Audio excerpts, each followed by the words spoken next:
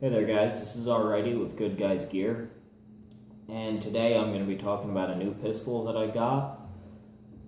You know, if you watch the Go Big or Go Home video, that Kickstand and I firmly believe in carrying a full-size combat pistol if it's at all possible, if you can cover it up, if it's legal in the state you're in as far as, capacity and stuff.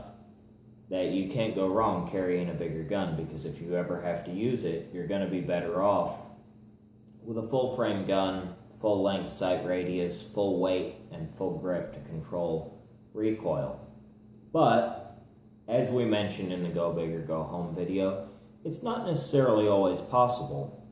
Summer's coming on, you're not necessarily going to want to wear a button-up shirt over your t-shirt to conceal a full-size gun. There are states where it would be very, very difficult to conceal a full-size gun unless you're wearing a jacket or something, because they have no print laws. But although it's rare for me to be somewhere that I can't carry my CZ, because I generally don't go to those places, and I live in a state where I can carry whatever I want, open or concealed or anything at all, I don't usually have any call to carry anything other than my CZ, and I think that's awesome, and I'm really happy about it. But on occasion, whether it's the weather, if it's just too miserable out to have two shirts on, or if it's somewhere where it would be really, really, really inappropriate for people to realize that you're packing, big time heat, it can be nice to have something smaller on hand. Up until now, that has been filled by my Sig Sauer P230.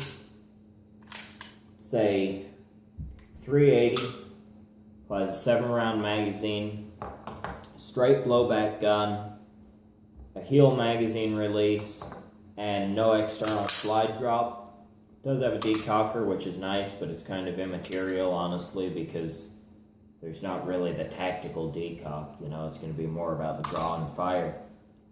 So anyhow, that's been the gun that I've had available for a higher level of concealment for quite some time now. It's the first metal-on-metal gun I got. It's what I took my carry permit test with, even though I had my Glock at the time. Still took it with my little Sig. It's an accurate gun. It's nice to shoot. It's easy to be accurate with.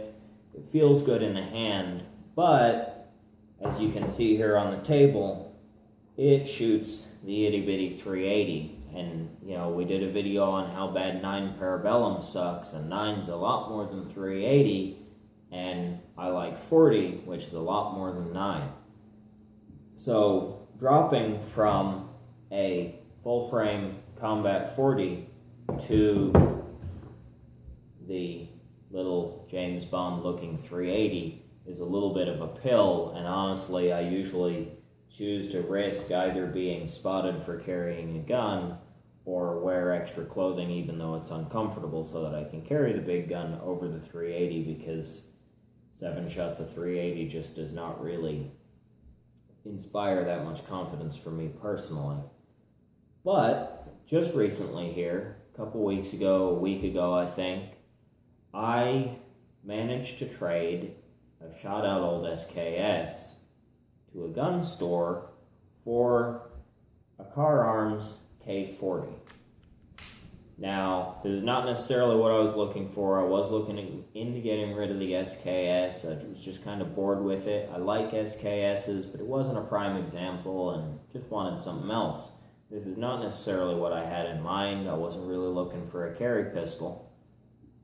But I saw it, I felt it, and I liked it. And later on I found out that trading a shot-out SKS for a Kahr K40 that's barely used at all is just about as close to thieving as you're going to get without actually being arrested, because the MSRP on a K40 with night sights is just over $1,060. So I don't know what the guy at the gun store was thinking, but it is what it is, and sometimes you win and sometimes you lose, and I really felt like I won on that one. But moving on, as far as a carry pistol, one of my One of my favorite things about it is that it's blackened stainless top and bottom, so you don't have to worry about it rusting. You can run it with a lower level of lubrication than I need to with my SIG or my CZ to avoid corrosion. If you get sweaty, or if the gun gets wet, or if humidity is high or whatever in the summer, when you'd be looking to carry a smaller gun to keep it covered up anyway. So I really like that it's stainless steel. I like that it's steel top and bottom, although it's way heavier than my SIG. It's also a 40, and so that extra heft is definitely going to help to control recoil, because honestly, this and the SIG have similar recoil.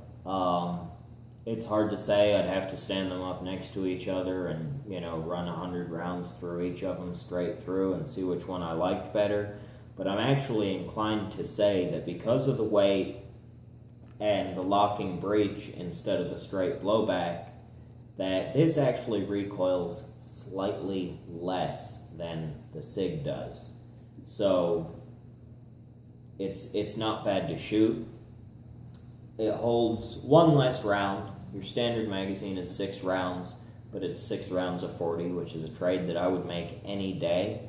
As far as controls, you have your standard thumb magazine release, as opposed to the European heel magazine release, which could be, it's not really difficult to manipulate. It just requires that you bring your offhand up to the gun and manually extract the magazine before you go to get your second magazine, where with the Kahr, like almost any modern gun, push a button and it drops out. So your reload is going to be a lot quicker.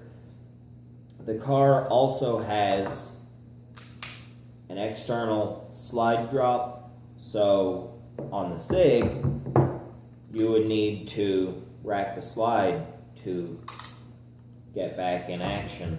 Or with the Kahr, you just drop the slide, or it's got that nice flat ridge there, so you can do the tabletop belt thing that people talk about. That I really find it pretty unlikely that you're going to be able to pull that off in an intense situation, but it's there if you're into that kind of thing. One of the things about it, which this is a trademark of Kahr, and honestly, although at first glance it kind of sets me back a little bit because I've gotten used to the single action trigger on my CZ and the SIG, and I really like that, Kahrs are known for having a long, relatively heavy double action trigger pull on every shot. Now there are 2 things to that are worth mentioning. First, that long hard trigger pull is the only safety factor on this gun. It has no thumb safety, it has no blade in the trigger. So if it's hot and ready to go, and if you squeeze the trigger, it will go off, which is good in a carry gun, in my opinion, because under stress, needing to focus on things other than the target is just going to reduce your chances of actually being successful in protecting yourself or the ones you love. So that doesn't bother me. And as far as shooting with that long trigger, it's incredibly smooth. It doesn't stack at all. So as long as your finger placement is right, and you don't anticipate, you don't, mentally think about pulling the single action trigger on your CZ or your SIG, it's actually surprisingly easy to be accurate with because it's so smooth. And Kahr engineered it that way because they were worried about, if they had a 2-stage trigger, that people would start to squeeze and hit the wall and flinch and then squeeze through and miss and all of that stuff. So it's not just an accident like how a Glock has a crappy trigger and there's really no excuse for it. This has a long trigger pull that is engineered to be smooth for a reason. And so I can really appreciate that. As far as the feel of the gun, honestly, guys, it feels awesome. The grip angle is pretty similar to my CZ and actually similar to a lot of the newer guns. The SIG leans more towards the Glock's, I guess you'd say shallower grip angle, where this is a little bit more straight up and down.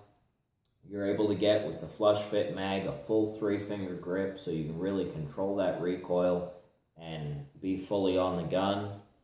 And so, great gun, guys. I'm really happy with it. If you have the chance to trade out a worn out SKS, I absolutely would.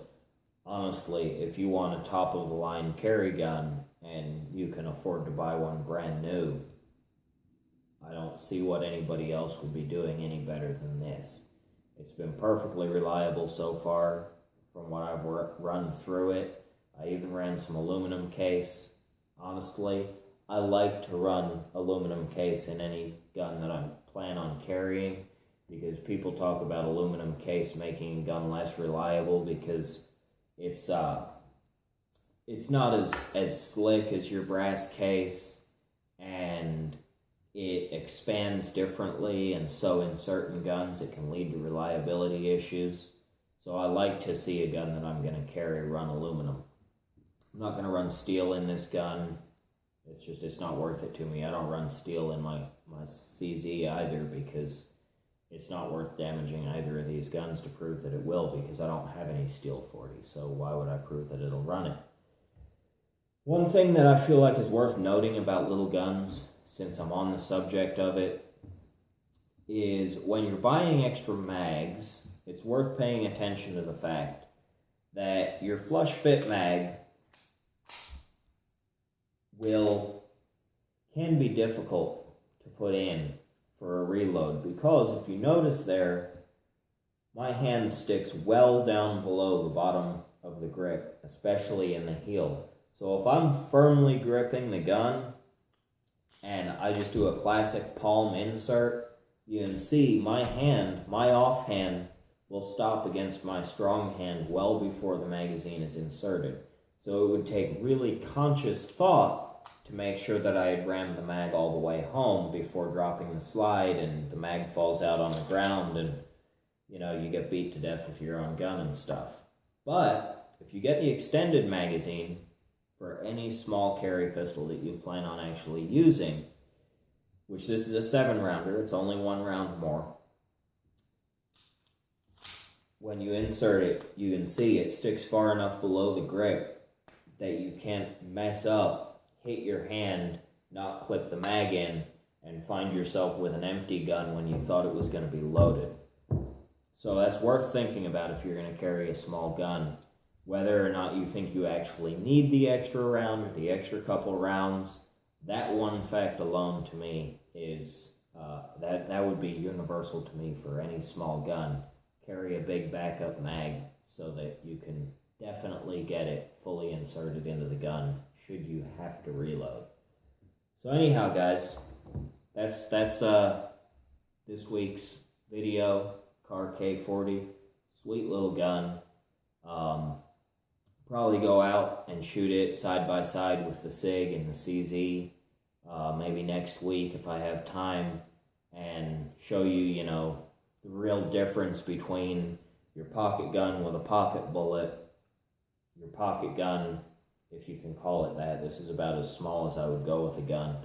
Or, so your pocket gun with a full power, combat grade cartridge and your full frame combat size pistol, as far as recoil and attainable accuracy and so on. And,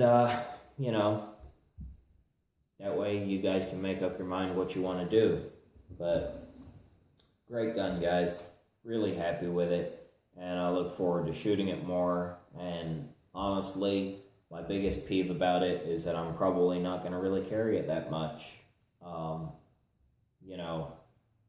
Because I like carrying a bigger gun. So, really sweet gun that I'm not going to use that much. Not because there's anything wrong with the gun, but just because I prefer a full frame pistol. But anyhow, that's good, guys. Gear for the week. Sorry I didn't get out and shoot. As always, I don't shoot as much as I like to. I don't think anybody does. But anyhow, thanks for watching. Comment, ask questions. Takedown on this gun can be a little bit finicky, so if you want to see one taken down, especially basic takedown's not hard at all, I should say. Taking down a striker assembly can be a little bit of a pain, so if you guys want to see that, comment, and I'll try to get it on video for you where you can see how to do that. The same with either of these three guns. People talk a lot about how you can't take a CZ down unless you're a gunsmith, and that's just flat not true. So please comment, subscribe. Hope you enjoy, and I will be back with you next weekend. So